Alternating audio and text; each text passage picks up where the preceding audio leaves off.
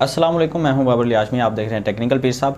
आपकी डिमांड के ऊपर ये वीडियो बना रहा हूं। इसमें हम 4-5 कॉइन का जिक्र करेंगे। 4 कॉइन है, 3 कॉइन एक भाई ने बताए थे और 1 कॉइन एक भाई ने बताया था कि इसके बारे में एनालिसिस करके बता दें, टेक्निकल एनालिसिस। और आज हम स्टार्ट करेंगे CEL से। CEL सेल्सियस नेटवर्क का कॉइन है और इसका टेक्निकल एनालिसिस करेंगे। बाकी फंडामेंटल्स के बारे में मैं बात नहीं करता इन वीडियोस के अंदर, मैं टेक्निकल के बारे में बात करता हूँ। सेल्सियस नेटवर्क का वैसे फंडामेंटल्स के अगर थोड़ा सा मैं आपको बताऊँ तो इसके काफ़ी सारे मसाइल रहे हैं, जिसकी वजह से ये देखें काफ़ी हफ्तों से या काफ़ी दिनों से आप कह सकते हैं कि ये नीचे ही गिरता जा रहा है। तो मतलब कि आप जो है ना इसमें थोड़ी सी एहतियात के साथ ट्रेड लें। अगर आपने ऑलरेडी ट्रेड ली हुई है और आप ये देखना चाहते हैं कि हम इसको ज़्यादा होल्ड करें या भी इससे निकल जाएं, तो इसको अगर आप होल्ड करेंगे तो मज़ीद आपको थोड़ा सा डिप का सामना करना पड़ेगा और इसकी जो सपोर्ट बनेगी वो 1.13 के ऊपर आके बनेगी, या फिर इसकी जो सपोर्ट नीचे वाली अगर देखें तो $1 के ऊपर इसकी पूरी एक सपोर्ट बनती है प्रॉपर। इसको तोड़ के अगर ये नीचे जाता है तो फिर ये समझें कि $0.5 पे जाएगा, $0.5 से भी थोड़ा सा नीचे $0.42 पे या 0.36 के ऊपर। ये बहुत ज़्यादा डिप है यहाँ। फिर भी मैंने बहुत मोहतात रह के ये टेक्निकल एनालिसिस किया है और मैं थोड़ा सा डिटेल के साथ अगर आपको बताऊं तो अगर हम यहाँ पे एक्सपोनेंशियल एवरेज की मूविंग एवरेज की बात करते हैं तो ये देखें डेली की बेस पे हमें ये नज़र आ रहा है कि यहाँ पे अभी डाउन ट्रेंड जो है वो स्टार्ट होने वाला है। उसकी वजह क्या है कि 200 की मूविंग एवरेज की जो लाइन है, ये जो ब्लू लाइन है, ये 200 की मूविंग एवरेज है जो बहुत ज़्यादा ब्लू आपको नज़र आ रही है। इससे मार्केट काफ़ी हद तक नीचे आ चुकी है और बाकी सारी की सारी जो एक्सपोनेंशियल मूविंग एवरेज की लाइंस हैं उनको तोड़ के मार्केट नीचे आ गई है। और ये एक स्ट्रॉन्ग किस्म का बेरिश साइन होता है जब भी 200 की मूविंग एवरेज की लाइन को तोड़ के नीचे आती है। ठीक है, जब भी इसको मार्केट इस लाइन से ऊपर चलती है तो हम देखते हैं कि मार्केट जो है वो बुलिश है, लेकिन जब इससे नीचे आ जाती है तो मार्केट बहुत ज़्यादा जो है वो बेरिश होना शुरू हो जाती है। मार्केट ने इससे ऊपर निकलने की कोशिश की थी, लेकिन कुछ ही दिनों के बाद मार्केट जो है वो दोबारा से इसके नीचे आ गई और मार्केट बहुत हद तक हमें डाउन देखने को मिल रही है। अब दोबारा अगर आप इसमें एंट्री लेने की सोच रहे हैं तो आपकी जो एंट्री बनेगी वो एवरेज एंट्री आपकी बनेगी 1.05 के ऊपर और हमारा जो एग्जिट टारगेट बनेगा वो बनेगा 4.2 के ऊपर। ये बहुत ज़्यादा डिफरेंस के साथ मैं आपको बता रहा हूँ। उसकी वजह यह है कि हम डेली की बेस के ऊपर एनालिसिस कर रहे हैं। 4 आवर के ऊपर या 2 आवर के ऊपर करेंगे तो हमारा ये डिफरेंस कम आएगा। ठीक है, यहाँ पे अगर आप एंट्री लेंगे $1 के ऊपर और आप $4.2 तक इसका वेट करेंगे, जो कि इतने जल्दी तो कोई चांस नहीं है इसके ऊपर जाने के, तो यहाँ पे आपको 295% प्रॉफिट आने के चांसेस हैं। ठीक है, अगर आप इससे पहले निकलना चाहेंगे तो 130-40% फिर भी प्रॉफिट लेके आप निकल सकते हैं, लेकिन इसके लिए आपको बहुत दिन वेट करना पड़ेगा। अगर ये मज़ीद नीचे आता है तो आप यहाँ से एंट्री लेंगे $1 के ऊपर और हमारा जो एग्जिट टारगेट बनेगा वो 2.5 या फिर बनेगा $4.1। ठीक है, ये CEL के बारे में मैंने आपको बता दिया है, लेकिन मैं आपको ये कहूँगा कि अगर आपने इसके अंदर एंट्री नहीं ली हुई तो ये एक ख़तरनाक कॉइन हो सकता है। सेल्सियस नेटवर्क के बहुत सारे मसाइल रहे हैं और ये ऐसे समझें कि ये कंपनी भी आलमोस्ट जो है टेरा लोना की तरह ये भी बस भागने ही वाले थे, बस पता नहीं क्यों बच गए। तो मैं आपको कहूँगा कि ये इतनी ज़्यादा कोई सेफ़ करेंसी नहीं है। इसके अंदर आप अगर ट्रेड अब लेने की सोच रहे हैं तो ट्रेड ना लीजिएगा। ठीक है, अगर ऑलरेडी आप इसके अंदर फंसे हुए हैं तो फिर थोड़ा सा वेट करें।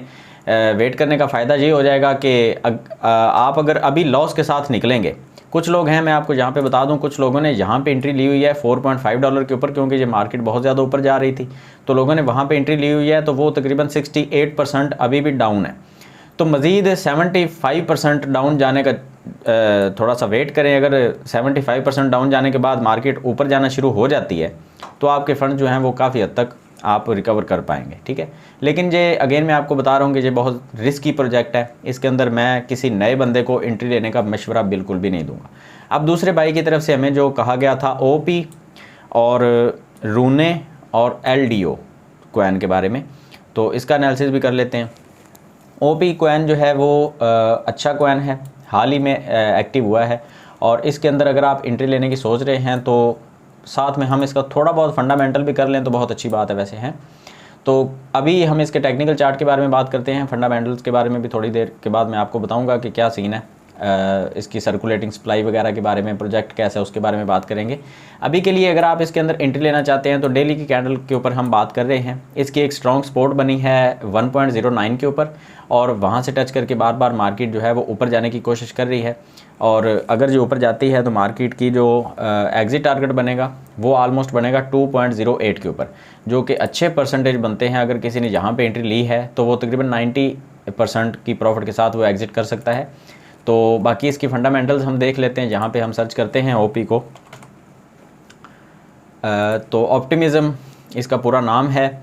वॉच लिस्ट का नंबर इसका जो है वो 35,800 है। रैंक की बात करें तो रैंक इसकी 110 नंबर पे ये कॉइन आ रहा है, ठीक है, अच्छा नंबर है, बुरा नंबर नहीं है।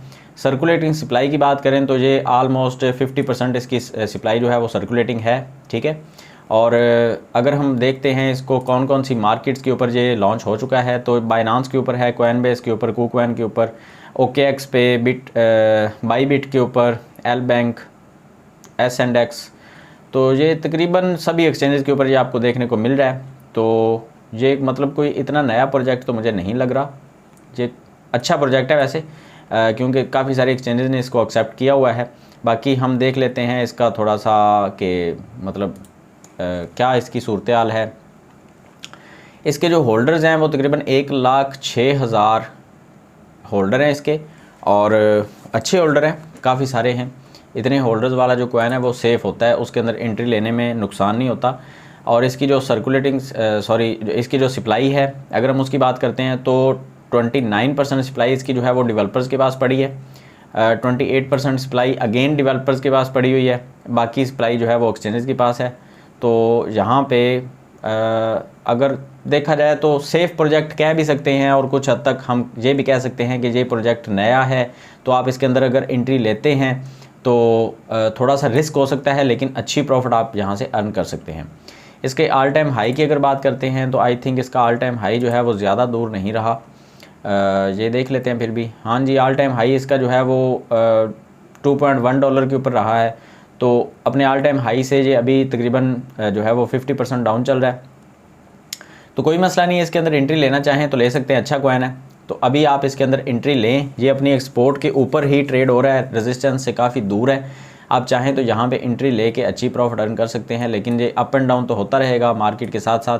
अगर हम 4 आवर की टाइम फ्रेम के ऊपर इसकी बात करते हैं, मैं अच्छा डिटेल के साथ एनालिसिस इसलिए दे रहा हूँ आपको, काफ़ी बातें हैं क्योंकि मैं आपके सामने एनालिसिस कर रहा हूँ, तो काफ़ी थोड़ी सी आपको बोरियत भी हो सकती है, लेकिन इसमें आपको थोड़ा बहुत फ़ायदा भी हो जाएगा, ठीक है।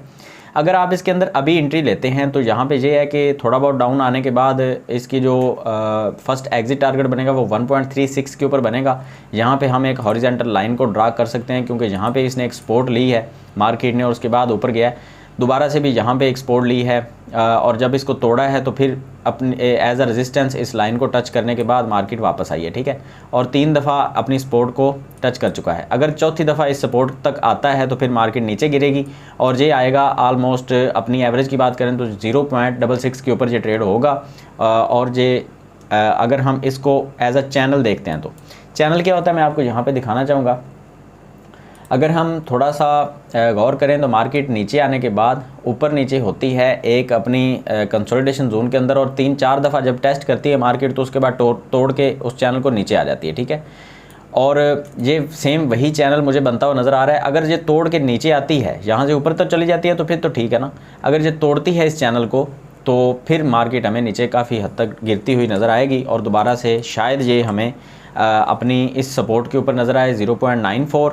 अगर इसको तोड़ेगी तो फिर मैं आपको लगा के देता हूँ, आप भी चाहें तो मेरी ये जो लाइंस हैं इनको आप फॉलो कर सकते हैं, ठीक है। पहली इसकी सपोर्ट बनेगी 1.1 के ऊपर, दूसरी सपोर्ट बनेगी इसकी 0.94 के ऊपर, तीसरी सपोर्ट इसकी बनेगी 0.76 के ऊपर, चौथी इसकी सपोर्ट बनेगी 0.66 के ऊपर जो एंड है। इसके बाद हम इसके अंदर एंट्री नहीं लेंगे, ठीक है। बाकी फिर भी आप देख लें कि आपने कहाँ पे एंट्री ली है, और मज़ीद आप वेट करना चाहते हैं या एग्ज़िट करना चाहते हैं वो अब आपको पता है, ठीक है। मैंने आपको ये बता दिया कि यहाँ से इसके ऊपर जाने के चांसेस हैं। अगर मार्केट ऊपर गई तो ये भी जाएगा, अदरवाइज़ अगर ये नीचे आता है इस सपोर्ट तक तो इसको तोड़ के नीचे गिरने के चांसेस ज़्यादा हैं। इसका कोई पैटर्न बन नहीं रहा उस तरह से जो मैं आपको बता सकूं। खैर आगे चलते हैं, रोने के बारे में बात कर लेते हैं। रोने का एक पैटर्न बना था इसको हम बोलते हैं राइजिंग वेज, और राइजिंग वेज तोड़ के ये नीचे आ चुका है। मज़ीद इसने अपने आप को होल्ड करने की कोशिश तो की है काफ़ी सारी, लेकिन राइजिंग वेज का काम होता है कि अपनी बॉटम तक पहुंचाता है। 1.57 इसका बॉटम है, यहाँ तक आने के चांसेस इसके हैं अभी भी, यहाँ से ऊपर जाने के चांसेस भी हैं। वो वजह क्या है मैं आपको बता देता हूँ। वजह ये है कि राइजिंग वेज का काम तो यही है ना कि मतलब 1.56 के ऊपर यहाँ इसको पहुँचा दे, लेकिन मार्केट में जब बायर्स ज़्यादा एक्टिव हो जाते हैं तो वो नीचे नहीं भी आने देते, अक्सर औकात ये भी हो जाता है। तो यहाँ पे हमें जो विक है, नीचे वाली विक, वो आपको ज़्यादा नज़र आ रही है। इसका मतलब ये है कि बायर्स यहाँ पे अच्छे एक्टिव हैं, और एक कैंडल हमें डॉजी टाइप बनती हुई नज़र आ रही है, जिसकी वजह से मार्केट अब मज़ीद ऊपर भी जा सकती है। मैं अगर चाहूँ तो इसके अंदर मतलब मेरा मानना यह है कि इसके अंदर एंट्री अभी लेनी चाहिए। स्टॉप लॉस थोड़ा सा टाइट रखना चाहिए। स्टॉप लॉस हमारा यहाँ पे बनेगा, मैं आपको लगा के दिखा देता हूँ। स्टॉप लॉस हम यहाँ पे रखेंगे, ऑलमोस्ट यहाँ पे नहीं ज़्यादा हो गया, यहाँ पे रखेंगे 8.7% का स्टॉप लॉस बनेगा, और हमारा जो फर्स्ट एग्ज़िट टारगेट बनेगा वो कुछ बनेगा $46 के ऊपर, ठीक है। क्योंकि यहाँ पे नीचे वाली जो विक्स हैं वो मुझे लग रही हैं कि बायर्स काफ़ी हद तक यहाँ पे एक्टिव हैं, और एक जो कैंडल बनी है ये स्पिनिंग टॉप या स्पिनिंग बॉटम आप इसको बोल सकते हैं। स्पिनिंग बॉटम का काम होता है कि ये जो कैंडल है ये मार्केट को ऊपर लेके जाती है, ठीक है। तो रूने के बारे में फ़िलहाल इतना ही, बाकी आगे चलते हैं। LDO के बारे में बात कर लेते हैं। LDO अपनी एक रेजिस्टेंस के पास है, थोड़ा सा दूर है, मतलब ज़्यादा पास नहीं है, तो इसको टच करके वापस आने के चांसेस हैं। इसको तोड़ेगा तो फिर ऊपर निकलेगा। LDO वैसे काफ़ी हद तक खुद को रिकवर जल्दी कर लेता है बाकी कॉइन्स की निस्बत। ये देखें, मैं काफ़ी दिन से LDO को देख रहा था, मेरी खुद भी इसके अंदर थोड़ी बहुत इन्वेस्टमेंट है, तो मैंने इसके ऊपर नज़र रखी हुई थी। LDO जब भी इस सपोर्ट को टच कर रहा है तो बार बार यहाँ से वापस हो रहा है, लेकिन यहाँ पे साथ साथ एक पैटर्न भी बन रहा है। अगर थोड़ा सा आप गौर करें तो ये पैटर्न जो है ये कुछ इस तरह से काम करेगा। तो ये एक अच्छा पैटर्न बन रहा है, यहाँ पे बुलिश है, और यहाँ से मार्केट ऊपर जाके फिर इसको टेस्ट करके दोबारा से मार्केट जहाँ तक जाने के चांसेस हैं 2.69 के ऊपर, ठीक है। तो आप चाहें तो इसके अंदर आप अभी एंट्री, बल्कि अभी एंट्री ना लें, आप थोड़ा सा वेट करें। अगर ये ब्रेकआउट ऊपर की तरफ होता है तो फिर आप एंट्री लें इसके अंदर। अगर आप ऑलरेडी इसके अंदर फंसे हुए हैं तो फिर आप वेट करें, इसके ऊपर जाने के चांसेस ज़्यादा हैं। 80% चांसेस हैं कि ये जो है असेंडिंग ट्रायंगल ये ऊपर की तरफ ब्रेकआउट होगा, और ये हमें 2.69 के ऊपर देखने को मिलेगा। तो फ़िलहाल आज की वीडियो में हम इन्हीं कॉइन्स के बारे में बात करने वाले थे। बाकी बिटकॉइन का एनालिसिस मैं सुबह अपनी वीडियो में दे चुका हूँ। आप अगर किसी कॉइन के बारे में जानना चाहते हैं, टेक्निकल फंडामेंटल एनालिसिस वगैरह करवाना चाहते हैं, तो आप कमेंट सेक्शन में लाजमी बताएं। उम्मीद करता हूँ आपको वीडियो अच्छी लगी होगी। दुआ में याद रखिएगा। मिलते हैं नेक्स्ट वीडियो में। अल्लाह हाफिज़।